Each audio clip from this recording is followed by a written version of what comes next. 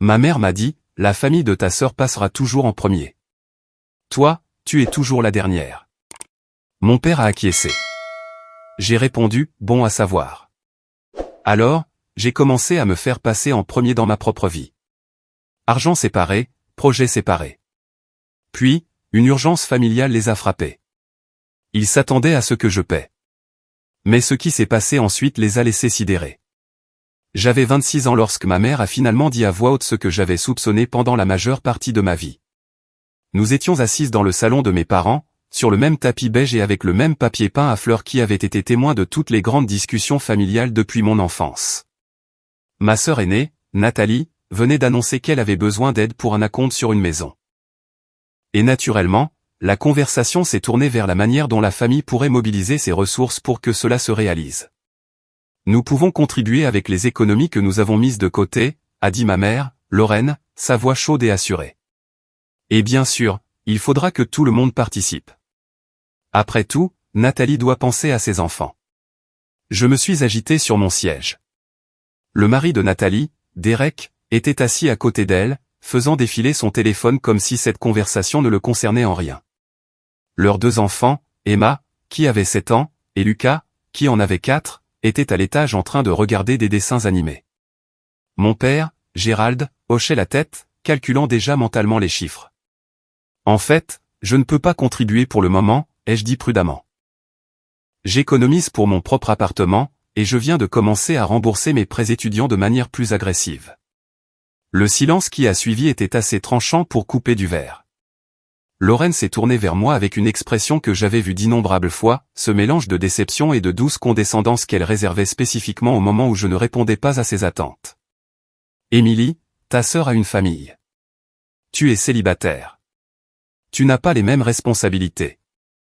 J'ai des responsabilités envers moi-même, ai-je répliqué, gardant ma voix stable malgré le nœud familier dans mon estomac. La famille de ta sœur passera toujours en premier, a dit ma mère, et les mots sont tombés comme des pierres. Toi, tu es toujours la dernière. C'est comme ça. Nathalie a des enfants, une hypothèque, de vraies obligations. Toi, tu as un studio et un chat. J'ai regardé mon père, espérant quelque chose. N'importe quoi qui pourrait contredire ce que j'entendais. Gérald a brièvement croisé mon regard avant de détourner les yeux. Ta mère a raison, Émilie. La famille, ça signifie faire des sacrifices. Nathalie a besoin de nous. Je suis restée assise là un long moment, sentant quelque chose changer en moi. 26 ans à être celle qui passe après, le plan de secours, celle dont les réussites étaient mentionnées brièvement avant que les conversations ne reviennent aux enfants de Nathalie, au mariage de Nathalie, ou aux défis professionnels de Nathalie. 26 ans d'anniversaire où ma mère passait plus de temps à discuter de la vie de ma sœur qu'à reconnaître la mienne. 26 ans à m'entendre dire que mes choix étaient inférieurs parce qu'ils n'incluaient pas de mari ni de bébé. Bon à savoir, ai-je dit doucement. Lorraine a cligné des yeux. Qu'est-ce que ça veut dire? Je me suis levé, prenant mon sac. Ça veut dire que je comprends où est ma place. Merci d'avoir été clair à ce sujet. Cette nuit-là, j'ai conduit jusqu'à chez moi, les mains tremblantes sur le volant. Mon chat, Winston, m'a accueilli à la porte de mon petit appartement, et je me suis assise par terre avec lui pendant 1 heure, simplement à respirer, à penser, et à essayer de digérer ce qui s'était passé. Une partie de moi voulait pleurer. Une autre se sentait étrangement libérée. Mes parents avaient enfin admis ce que j'avais toujours senti, et maintenant, je pouvais cesser d'espérer que les choses soient différentes. Le lendemain matin, j'ai pris une décision qui allait tout changer. J'ai appelé ma banque et j'ai ouvert un nouveau compte d'épargne, un compte dont mes parents ignoraient l'existence. J'y ai redirigé automatiquement une partie de mon salaire. J'ai commencé à suivre chaque dollar que je dépensais, à réduire les dépenses inutiles, et à construire ce que j'appelais mentalement mon haut fond d'indépendance. Si je devais être la dernière dans les priorités de ma famille, alors je deviendrais la première dans les miennes. Au cours des mois suivants, j'ai complètement transformé ma vie financière. J'ai commencé à faire du design graphique en freelance les week-ends, en tirant parti des compétences que j'avais développées à l'université mais que je n'avais jamais sérieusement monétisées. J'ai négocié une augmentation à mon poste en marketing, en documentant mes contributions et en les présentant à mon superviseur avec une assurance que j'ai dû feindre, jusqu'à ce qu'elles deviennent réelles. J'ai arrêté d'acheter mon déjeuner à l'extérieur et j'ai commencé à préparer mes repas le dimanche. Chaque sacrifice ressemblait à un investissement dans un avenir où je n'aurais besoin de l'aide de personne. Ma relation avec ma famille est devenue cordiale, mais distante. J'assistais aux dîners de fête et aux anniversaires, je souriais au bon moment, et je partais dès que la politesse me le permettait. Quand Lorraine m'appelait pour me donner des nouvelles de Nathalie, j'écoutais sans trop commenter. Quand Gérald me demandait pourquoi je semblais différente, je lui disais que j'étais simplement occupé par le travail. « Tu as changé », a dit ma mère un jour de Thanksgiving, en m'étudiant de l'autre côté de la table avec des yeux plissés. « Tu étais plus impliqué dans la famille avant. »« Je suis toujours impliqué », ai-je répondu. « Je suis là, non ? » ?»« Physiquement, oui. Mais tu ne te portes plus volontaire pour quoi que ce soit. Tu n'as pas aidé à organiser l'anniversaire d'Emma. Tu n'as pas proposé de garder les enfants quand Nathalie avait besoin d'une pause le mois dernier. J'ai pris une gorgée de vin avant de répondre. J'avais des engagements professionnels. Je suis sûr que les parents de Derek ont pu aider. Nathalie m'a lancé un regard que je n'ai pas tout à fait su interpréter. Nous n'avions jamais été proches, pas vraiment. Mais il y avait toujours eu un fil de connexion entre nous qui semblait plus tendu maintenant. Elle avait 3 ans de plus que moi, et notre mère l'avait toujours présentée comme celle qui avait réussi, celle qui avait suivi le bon chemin du mariage, de la maternité et de la stabilité en banlieue. Moi, j'avais été la créative, la rêveuse, celle qui n'arrivait pas tout à fait à savoir ce qu'elle voulait de la vie. Sauf que maintenant, je savais exactement ce que je voulais. Je voulais une sécurité qui ne dépendait de personne d'autre que de moi-même. Pour mon 28e anniversaire, j'avais économisé 40 000 €. Je ne l'ai dit à personne. Quand mes parents m'ont donné une carte avec un billet de 50 € et ont passé la majeure partie du dîner à parler des exploits de Lucas au baseball, j'ai souri, je les ai remerciés, et je suis rentré chez moi pour consulter mon portefeuille d'investissement. J'avais commencé à placer de l'argent dans des fonds indiciels, lisant tout ce que je pouvais sur les intérêts composés et la constitution d'un patrimoine à long terme. Les chiffres sur mon écran étaient un réconfort que l'approbation de ma famille ne pourrait jamais m'apporter. J'ai acheté un appartement en copropriété quand j'avais 29 ans, un petit 3 pièces dans un quartier correct. Rien d'extraordinaire, mais c'était à moi. J'ai versé 20% d'acompte en espèces et j'ai obtenu un prêt hypothécaire avec des conditions que je pouvais gérer facilement. Le jour où j'ai signé les papiers, je me suis assise dans mon salon vide et j'ai pleuré, sans savoir si c'était des larmes de joie, de chagrin, ou un mélange complexe des deux. L'appartement est devenu mon sanctuaire, d'une manière que je n'avais pas anticipée. J'ai passé mes week-ends à peindre les murs avec des couleurs que j'aimais vraiment, un vert sauge profond dans la chambre et un terracotta chaleureux dans le salon, des choix qui auraient fait pincer les lèvres de Lorraine en signe de désapprobation. J'ai accroché des œuvres d'art qui me parlaient, plutôt que des œuvres qui impressionnaient les visiteurs. J'ai arrangé les meubles pour mon propre confort, plutôt que pour recevoir des invités qui, de toute façon, venaient rarement.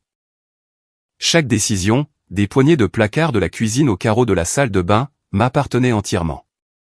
Jennifer, une collègue de travail qui était devenue une véritable amie, m'a aidé à déménager. Elle a monté des cartons sur 3 étages sans se plaindre et a assemblé ma bibliothèque pendant que je déballais les affaires de cuisine. Pendant une pause, assise sur le sol nu de mon salon à manger de la pizza dans des assiettes en carton, elle m'a posé une question qui m'a prise au dépourvu. « Tu ne te sens jamais coupable de t'éloigner de ta famille comme ça ?» J'ai mâché lentement, réfléchissant à ma réponse. Parfois, tard le soir, surtout. Je me demande si je suis trop dur, si peut-être j'ai mal interprété leurs intentions pendant toutes ces années. Et puis, je me souviens de moments précis, de mots précis, et la culpabilité s'estompe. Comme quoi? Comme lorsque j'ai obtenu mon diplôme universitaire avec la mention summa cum laude, et que ma mère a passé tout le dîner de célébration à parler du fait que Nathalie envisageait d'avoir un autre bébé. Comme lorsque j'ai eu ma première promotion, et que mon père m'a demandé si cela signifiait que je pouvais enfin aider à rembourser les dettes de carte de crédit de Nathalie. Comme chaque Noël où mes cadeaux étaient une pensée de dernière minute, tandis qu'Emma et Lucas déballaient des montagnes de présents soigneusement choisis. Jennifer a secoué la tête lentement. C'est dur. Le pire, c'est qu'ils ne se rendent même pas compte qu'ils le font. Dans leur esprit, ils aiment leurs 2 filles de la même manière. Le favoritisme est si normalisé que le souligner me fait passer pour mesquine et jalouse. Tu n'es pas mesquine. Tu te protèges. Ces mots sont restés avec moi longtemps après que Jennifer soit rentrée chez elle cette nuit-là. Protection. C'était exactement ce que mon indépendance financière était devenue, un bouclier contre la vulnérabilité de dépendre de personnes qui s'étaient avérées peu fiables. Mon compte d'épargne, ce n'était pas seulement de l'argent. C'était une armure. Le premier véritable test de mes nouvelles limites est survenu environ 8 mois après mon emménagement. Nathalie m'a appelé un mercredi soir, sa voix empreinte de cette tension particulière qui signifiait qu'elle voulait quelque chose. La voiture de Derek est en panne, a-t-elle dit après des politesses minimales. La transmission est fichue. On doit la remplacer, mais on est un peu juste en ce moment avec les activités des enfants et tout le reste.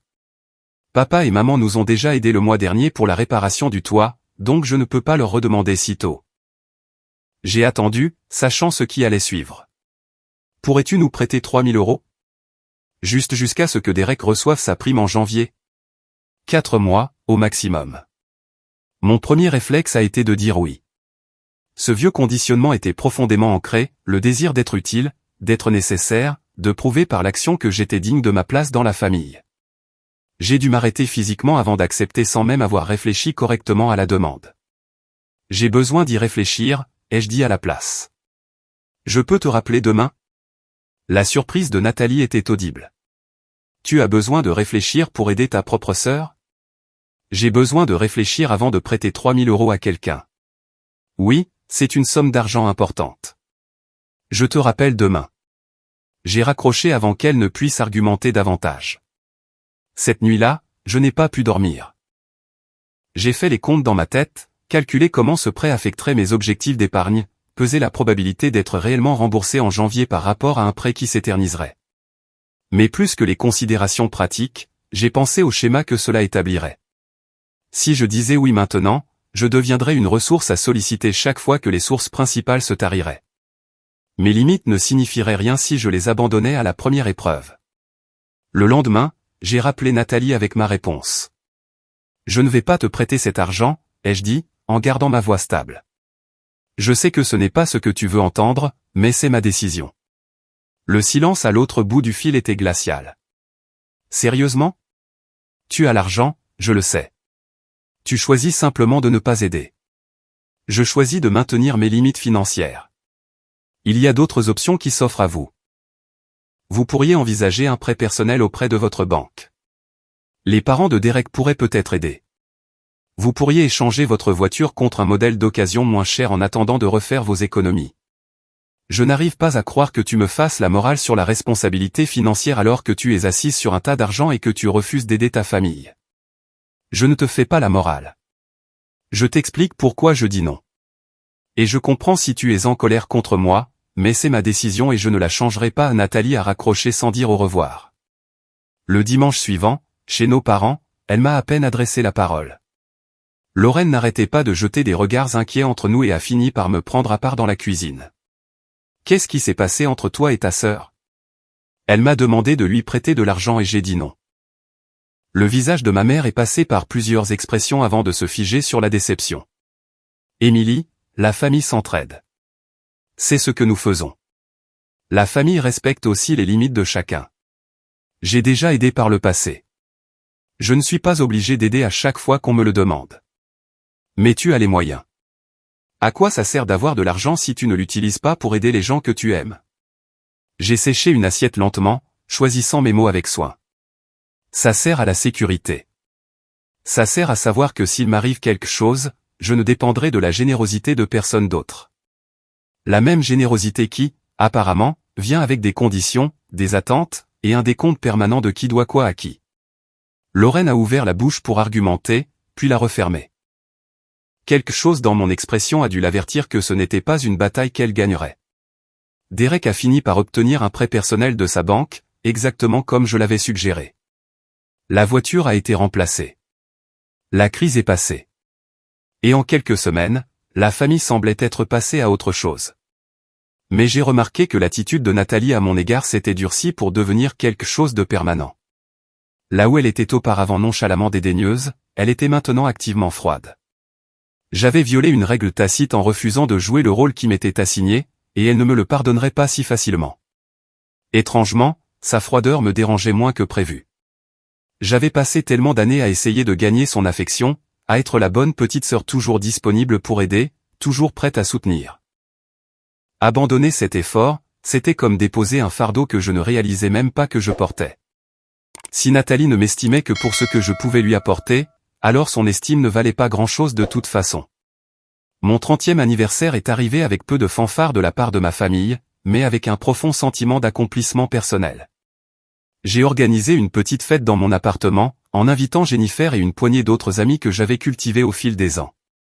Nous avons bu du vin, ri, et parlé de tout, sauf des obligations familiales. Un ami, Marcus, qui travaillait dans la planification financière, a levé son verre pour porter un toast. À Emily, qui a compris ce que la plupart des gens ne comprennent jamais, investir en soi-même rapporte les meilleurs dividendes. J'ai réfléchi à ces mots pendant des jours. Investir en moi-même. C'était précisément ce que j'avais fait ces 4 dernières années. Chaque dollar économisé, chaque limite maintenue, chaque moment d'inconfort enduré lorsque je choisissais mon propre bien-être plutôt que les attentes familiales. Les bénéfices étaient évidents, dans ma tranquillité d'esprit, dans ma stabilité financière, et dans la confiance tranquille que je portais désormais dans tous les aspects de ma vie. J'ai invité mes parents à voir l'appartement quelques semaines après mon emménagement. Lorraine a traversé les pièces avec une expression de vague surprise, comme si elle ne comprenait pas tout à fait comment j'avais pu réussir cela. « C'est joli, Émilie » a-t-elle finalement dit. « Comment tu as pu te le permettre ?» J'ai économisé. « Mais tu disais que tu remboursais tes prêts étudiants. » Je les ai terminés l'année dernière. Depuis, je me suis concentré sur la constitution d'une épargne. Mon père a examiné les fenêtres, testant les serrures avec un signe de tête approbateur. Bon quartier, zone sûre. Tu as bien fait. C'était peut-être le compliment le plus sincère qu'il m'ait jamais fait, et je m'y suis accroché, même si je savais que cela ne changeait rien de fondamental dans notre relation. Nathalie m'a appelé ce soir-là, sa voix portant une pointe que je ne reconnaissais pas. Maman dit que tu as acheté un appartement. C'est exact. Elle s'inquiète pour toi. Elle pense que tu t'isoles de la famille. J'ai ri, bien qu'il n'y ait aucune once d'humour dans mon rire. C'est intéressant, venant de la femme qui m'a dit que je serais toujours la dernière. Un silence s'est étiré entre nous. Quand Nathalie a repris la parole, son ton s'était adouci. Elle n'aurait pas dû dire ça. Je lui ai dit que c'était mal. Ah oui? Quand ça? Après ton départ, ce soir-là. Derek et moi, on a tous les deux trouvé ça trop dur. Mais tu as quand même accepté l'aide pour la compte. C'est différent. On en avait besoin. Les enfants avaient besoin de stabilité. J'ai fermé les yeux, m'appuyant contre le comptoir de ma cuisine. Je ne te reproche pas d'avoir accepté une aide qu'on t'a offerte, Nathalie. J'explique simplement pourquoi j'ai fait les choix que j'ai faits. Si je dois toujours être la dernière dans les priorités de cette famille, alors je dois m'assurer d'être la première dans les miennes. Elle est restée silencieuse un moment. Ça a l'air solitaire. Ça ne l'est pas. En fait, c'est le moins seul que je me sois jamais senti. Les années ont passé, à un rythme que je trouvais de plus en plus confortable. J'ai progressé dans ma carrière, devenant finalement directrice marketing senior dans une entreprise de technologie de taille moyenne. Mon travail en freelance s'est transformé en une activité secondaire stable, et j'ai élargi mon portefeuille d'investissement, prudemment et régulièrement. J'ai eu quelques rendez-vous, mais rien de sérieux. J'ai adopté un autre chat, une écaille de tortue nommée Maple, qui tenait compagnie à Winston. J'ai voyagé seul dans des endroits que j'avais toujours voulu voir, l'Islande, le Japon, le Portugal, la Nouvelle-Zélande. Chaque voyage était entièrement financé par mon propre argent, planifié selon mon propre emploi du temps, ne répondant aux attentes de personne d'autre que les miennes. Mes réunions de famille sont restées des affaires obligatoires, auxquelles j'assistais par devoir plutôt que par désir. Emma est devenue une préadolescente précoce qui me rappelait Nathalie à cet âge, avec toute sa confiance et sa certitude. Lucas est devenu un enfant calme et réfléchi qui venait parfois me voir lors des dîners de famille pour me poser des questions sur mes voyages. Je lui montrais des photos sur mon téléphone et lui racontais des histoires de glaciers, de temples et de côtes, en regardant ses yeux s'écarquiller d'émerveillement. « Pourquoi tu y vas seul ?» m'a-t-il demandé une fois, vraiment curieux. « Parce que j'aime ma propre compagnie », lui ai-je répondu, « et parce que je peux aller où je veux, quand je veux, sans avoir à faire de compromis avec qui que ce soit. » Il a réfléchi à cela avec un sérieux que seul un enfant de 9 ans peut avoir. « En fait, ça a l'air plutôt cool. » « Ça l'est, ai-je convenu. » « Ça l'est vraiment. » Lorraine a entendu cet échange et m'a prise à part plus tard, l'air troublé. Tu ne devrais pas l'encourager à penser comme ça. La famille est importante. La communauté est importante. Je n'ai pas dit le contraire. J'ai juste répondu honnêtement à sa question. Tu donnes l'impression qu'être seul, c'est mieux que d'être avec des gens qui t'aiment. J'ai croisé son regard directement. Les gens qui m'aiment ne l'ont pas toujours montré d'une manière qui ressemblait à de l'amour. Elle n'a eu aucune réponse à cela. L'urgence s'est produite un mardi de mars, 3 mois après mon 32e anniversaire. J'étais au travail lorsque mon téléphone s'est allumé avec plusieurs messages de Nathalie, chacun plus frénétique que le précédent. Je suis sorti d'une réunion pour la rappeler, et sa voix était rauque de panique. Papa a eu une crise cardiaque. Il est en chirurgie. Maman est en train de s'effondrer. Tu peux venir à l'hôpital? J'y suis allé immédiatement. Quels que soient les sentiments compliqués que j'avais pour ma famille, Gérald était toujours mon père, et j'étais incapable d'ignorer une crise médicale. J'ai trouvé Lorraine dans la salle d'attente de chirurgie, pâle et tremblante, et je me suis assise à côté d'elle sans parler. Nathalie est arrivée peu après avec Derek, étant restée à la maison avec les enfants. L'opération a duré 4 heures. Gérald a survécu, mais le cardiologue a annoncé des nouvelles peu réjouissantes. Des dommages importants, une longue convalescence et des changements de mode de vie significatifs étaient nécessaires. Il aurait besoin de rééducation cardiaque, de médicaments en continu et d'une surveillance attentive dans un avenir prévisible. Il devrait prendre sa retraite, a dit le médecin sans détour. Le stress de son travail y a contribué. S'il veut vivre assez longtemps pour voir ses petits-enfants grandir, il doit faire des choix différents. Gérald travaillait pour la même entreprise manufacturière depuis 30 ans. Il avait 58 ans et avait prévu de travailler au moins jusqu'à 65 ans. Une retraite anticipée signifierait une réduction de ses prestations de retraite et une baisse de revenus significative pour mes parents. Les discussions financières ont commencé presque immédiatement. Lorraine était assise au chevet de mon père à l'hôpital, 3 jours après l'opération, calculatrice à la main, essayant de voir comment il pourrait s'en sortir avec un revenu réduit tout en couvrant les factures médicales que l'assurance ne prendrait pas entièrement en charge. Nous avons quelques économies, a-t-elle dit, la voix affaiblie par l'épuisement, mais ça ne durera pas longtemps, pas avec les médicaments dont il aura besoin, le programme de rééducation, et les aménagements à faire dans la maison pour l'accessibilité. Nathalie était restée inhabituellement silencieuse pendant ces conversations. Elle et Derek étaient à l'aise, mais pas riches. Son travail dans une compagnie d'assurance régionale leur assurait une stabilité, mais leurs propres dépenses, avec 2 enfants, laissaient peu de place à la générosité envers les autres. Je pouvais voir le conflit sur le visage de ma sœur alors qu'elle pesait les besoins de nos parents contre la sécurité de sa propre famille. On peut aider un peu, a dit Nathalie prudemment. Peut-être quelques centaines par mois, mais avec Emma qui entre au collège l'année prochaine et les coûts que cela implique, on ne peut pas faire plus. Lorraine a hoché la tête, bien que sa déception soit visible. Chaque petit geste compte. Puis, toutes les deux se sont tournées vers moi. J'étais assise dans un coin de la chambre d'hôpital, écoutant sans rien dire. Je savais que ce moment allait arriver. Je le savais depuis que le cardiologue avait donné son pronostic. Ma famille aurait besoin d'argent, et il s'attendrait à ce que je le fournisse. Émilie, a dit ma mère, et sa voix portait ce ton familier, celui qui supposait que ma coopération était inévitable. Tu as toujours été si doué avec l'argent, et tu n'as pas les mêmes dépenses que Nathalie. Je suis sûr que tu pourrais aider de manière plus substantielle. J'ai pris une profonde inspiration avant de répondre. Combien demandez-vous? Lorraine a échangé un regard avec Nathalie. Eh bien, entre les factures médicales et la perte de revenus, nous prévoyons un manque à gagner d'environ 80 000 € sur les 2 prochaines années. Si tu pouvais couvrir la moitié, la contribution de Nathalie et nos économies pourraient gérer le reste. 40 000 €. Le montant exact que j'avais économisé pour mon 28e anniversaire, une somme qui avait considérablement augmenté grâce à des investissements prudents. Il me demandait de céder une part importante de ma sécurité financière pour subventionner une famille qui m'avait explicitement dit que je serais toujours leur dernière priorité. Non. Le mot est resté en suspens dans l'air, comme de la fumée. L'expression de Lorraine est passée de l'attente à la confusion, puis à quelque chose qui ressemblait à de la colère. Comment ça, non? Je veux dire que je ne vais pas vous faire un chèque de 40 000 €. Émilie, c'est la santé de ton père.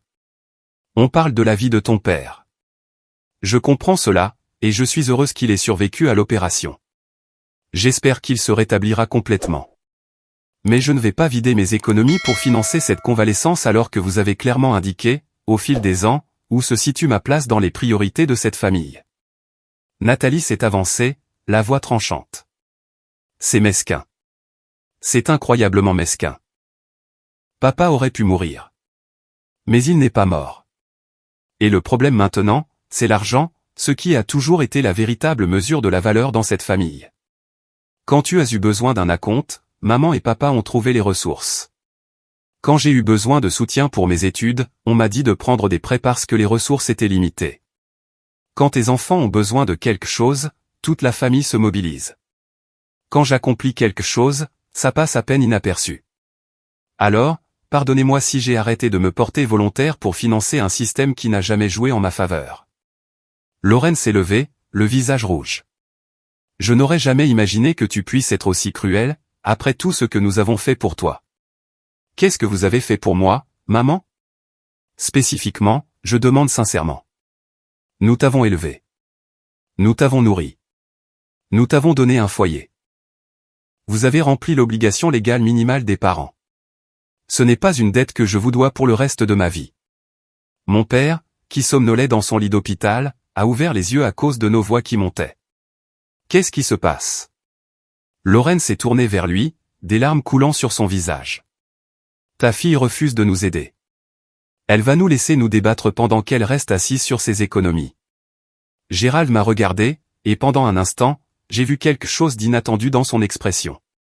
Pas de la colère, mais une lassitude qui semblait reconnaître quelque chose qu'il n'avait jamais admis auparavant. Émilie, est-ce que c'est vrai? Je ne refuse pas toute aide, ai-je dit, en gardant ma voix calme. Je refuse d'être la solution financière principale pour une famille qui ne m'a jamais accordé la priorité. Si vous avez besoin d'aide pour trouver des programmes de rééducation rentables, je peux faire des recherches. Si vous avez besoin que quelqu'un vous conduise à vos rendez-vous, je peux organiser mon emploi du temps. Mais je ne vais pas donner des dizaines de milliers d'euros pour prouver ma valeur à des gens qui m'ont dit que je serais toujours la dernière. La pièce est tombée dans le silence, à l'exception du bip des moniteurs médicaux. Mon père a refermé les yeux, et quand il a parlé, sa voix était à peine un murmure. Peut-être qu'on le mérite. Lorraine s'est retournée vivement pour le regarder. Gérald. Elle n'a pas tort, Lorraine. Nous n'avons jamais traité les filles de la même manière. Nous avons toujours supposé qu'Émilie s'en sortirait parce qu'elle était indépendante, alors nous nous sommes concentrés sur Nathalie parce qu'elle semblait avoir besoin de plus de soutien. Mais ce n'était pas juste. Ça n'a jamais été juste. Je ne m'attendais pas à ça. Dans toutes mes préparations pour cette confrontation, dans toutes mes répétitions mentales pour tenir bon face à la pression familiale, je n'avais jamais imaginé que mon père reconnaîtrait la vérité. Peu importe maintenant si c'était juste ou non, a dit Nathalie, la voix cassante. Ce qui compte, c'est que papa a besoin d'aide, et Émilie choisit l'argent plutôt que la famille. Je me choisis moi-même, ai-je corrigé. Pour la première fois de ma vie, je me choisis, et je ne vais pas m'en excuser. J'ai quitté l'hôpital cette nuit-là, les mains stables et la conscience tranquille. Le silence de ma famille au cours des semaines suivantes était attendu. Ce qui m'a surprise, c'est à quel point cela m'a peu blessé. J'avais passé tant d'années à espérer leur approbation, leur reconnaissance, leur amour exprimé par des actes plutôt que par des obligations. Relâcher cet espoir ressemblait moins à une perte qu'à une libération. Un mois plus tard, j'ai reçu un appel de ma tante Patricia, la sœur de ma mère. C'était le membre de la famille dont je m'étais toujours senti la plus proche, une femme qui ne s'était jamais mariée et qui avait bâti une brillante carrière d'avocate d'affaires. Elle m'avait toujours vu, vraiment vu, d'une manière que mes parents n'avaient jamais fait. J'ai entendu ce qui s'est passé à l'hôpital, a-t-elle dit sans préambule. Ta mère m'a appelé, espérant que je te raisonnerais. Patricia a ri. Je lui ai dit que tu étais la personne la plus sensée de toute cette fichue famille, et qu'elle devrait être reconnaissante que tu sois venue, après la façon dont elle t'a traité. J'ai ressenti une vague de gratitude si intense qu'elle m'a presque fait monter les larmes aux yeux. Merci d'avoir dit ça. Je le dis parce que c'est la vérité. Émilie, je veux que tu saches que je t'ai regardé construire ta vie ces dernières années, et je suis incroyablement fier de toi. Tu as fait ce que j'aimerais que plus de femmes fassent, refuser de te sacrifier sur l'autel de l'obligation familiale, quand cette famille ne s'est même pas donné la peine de t'offrir un respect de base. Ça n'a pas été facile. Les choses qui en valent la peine le sont rarement. Mais tu as prouvé quelque chose d'important. Tu as prouvé que tu peux te débrouiller seul, et que se débrouiller seul ne signifie pas être solitaire, froide, ou toutes les autres choses qu'ils essaieront de te reprocher. Ça signifie être assez forte pour t'estimer, même quand les autres ne le font pas. Je me suis accroché à cette conversation comme à un talisman dans les mois difficiles qui ont suivi. Fidèle à ma parole, j'ai aidé ma famille de manière pratique, sans faire de gros chèques. J'ai passé des heures à rechercher des options de facturation médicale et j'ai trouvé plusieurs programmes qui ont considérablement réduit les frais à la charge de mon père. J'ai coordonné avec ses médecins pour m'assurer que son plan de rééducation était optimal et rentable. Je l'ai conduit à ses rendez-vous quand mon emploi du temps le permettait et je suis resté avec lui pendant les longues séances de convalescence, écoutant des histoires de son enfance que je n'avais jamais entendues. Lentement, quelque chose a changé entre nous. Gérald a commencé à me parler différemment, me posant des questions sur mon travail et mes voyages avec un intérêt sincère plutôt qu'une politesse distante. Il a admis qu'il avait toujours eu peur de mon indépendance, que mon autonomie l'avait fait se sentir inutile, et peut-être même inadéquat en tant que père. Je pensais que si tu n'avais pas besoin de nous, tu ne voudrais pas de nous, a-t-il dit un après-midi, assis dans son fauteuil à la maison pendant que les exercices de rééducation cardiaque passaient à la télévision. Alors, je me suis davantage tourné vers Nathalie et les enfants, parce qu'ils semblaient vouloir de notre présence. J'ai toujours voulu de votre présence, lui ai-je dit doucement. J'ai simplement arrêté de mendier de l'attention quand il est devenu clair que je n'en obtiendrais pas. Il m'a regardé avec des larmes dans les yeux. Je suis désolé, Émilie. Je sais qu'il est tard, et je sais que désolé ne répare rien, mais je suis vraiment désolé. Lorraine a mis plus de temps à changer. Son orgueil avait été blessé, non seulement par mon refus, mais par ma justification précise de ce refus. Elle m'a évité lors des réunions de famille pendant des mois, ne me parlant que lorsque c'était nécessaire, sa voix empreinte d'une froideur qui m'aurait autrefois dévasté. Le déclic est venu de manière inattendue. J'étais passé chez mes parents pour déposer des courses, une habitude que j'avais prise depuis la crise de santé de mon père. Lorraine était seule dans la cuisine, regardant par la fenêtre le jardin où Nathalie et moi avions joué enfant. J'ai réfléchi, a-t-elle dit sans se retourner, à ce que tu as dit à l'hôpital. J'ai posé les sacs de courses sur le comptoir et j'ai attendu.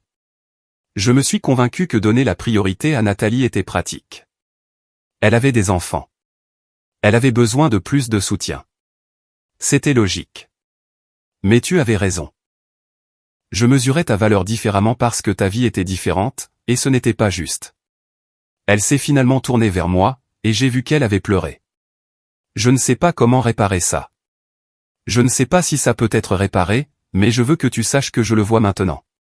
Je vois ce que j'ai fait. C'est un début, ai-je simplement dit. Y a-t-il une chance que tu puisses me pardonner? Un jour? J'ai réfléchi honnêtement à la question. Le pardon semblait un mot trop simple pour ce qu'elle demandait.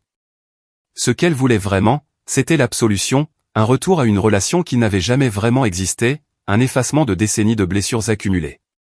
Je ne sais pas encore, lui ai-je dit, mais je suis prête à le découvrir.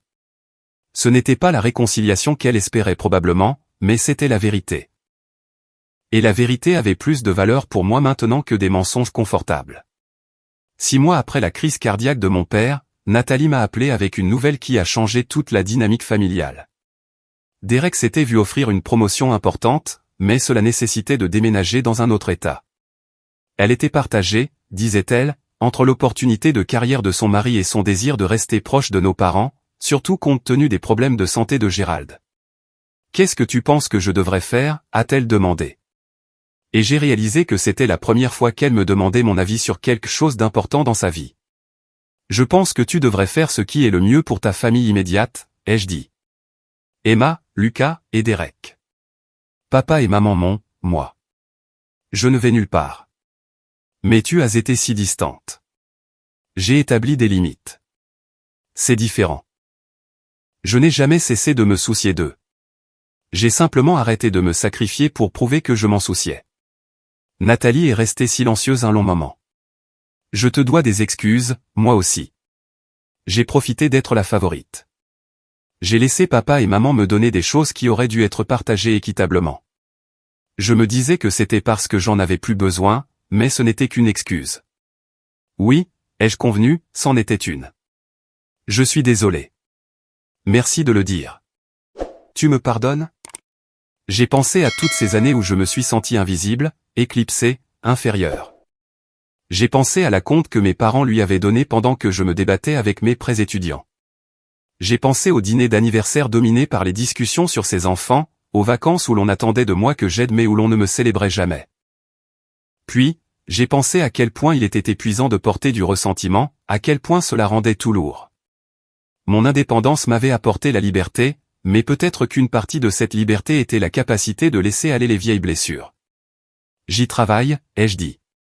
C'est le mieux que je puisse offrir pour l'instant. Nathalie et sa famille ont déménagé 3 mois plus tard. Mes parents l'ont mal vécu, surtout Lorraine, qui avait construit une grande partie de son identité autour du fait d'être une grand-mère impliquée. Mais quelque chose de surprenant a émergé de leur chagrin. Ils ont commencé à apprécier ma présence d'une manière qu'ils n'avaient jamais fait auparavant. Je suis devenue la fille qui était là, celle qui venait pour les dîners du dimanche, qui accompagnait ma mère à ses événements de club de lecture quand elle était timide à l'idée d'y aller seule, qui aidait mon père avec les exercices de kinésithérapie qu'il détestait faire. Je ne remplaçais pas Nathalie. J'étais simplement vue pour la première fois de ma vie. Mon 34e anniversaire a été le plus mémorable que j'ai jamais passé avec ma famille. Lorraine a préparé un gâteau maison, quelque chose qu'elle n'avait fait que pour les anniversaires de Nathalie. Gérald a porté un toast qui m'a fait pleurer, parlant de ma force, de ma résilience, et de sa fierté pour la femme que j'étais devenue. J'ai passé trop d'années à ne pas te voir clairement, a-t-il dit, la voix rauque d'émotion. Je ne veux pas gâcher le temps qu'il me reste en faisant la même erreur. Plus tard dans la soirée, après que mes parents soient allés se coucher, je me suis assise sur leur porche arrière, regardant les étoiles. Mon téléphone a vibré avec un message de Nathalie, des photos de la pièce de théâtre de l'école d'Emma, accompagné de textes disant « J'aurais aimé que tu sois là ». Elle a demandé après toi. J'ai souri aux photos et j'ai répondu. Nous n'étions pas encore proches, pas vraiment. Mais nous construisions quelque chose de nouveau, quelque chose qui ne reposait pas sur de vieux schémas de favoritisme et de négligence. C'était plus lent, plus honnête, et infiniment plus précieux que tout ce qui avait existé auparavant. Patricia m'a appelé la semaine suivante pour prendre de mes nouvelles, comme elle le faisait régulièrement maintenant. Comment te sens-tu par rapport à tout ça? Différente, ai-je admis. Différente dans le bon sens, je crois. C'est étrange d'être enfin vue par des gens qui m'ont ignoré pendant si longtemps. Est-ce que ça te semble suffisant?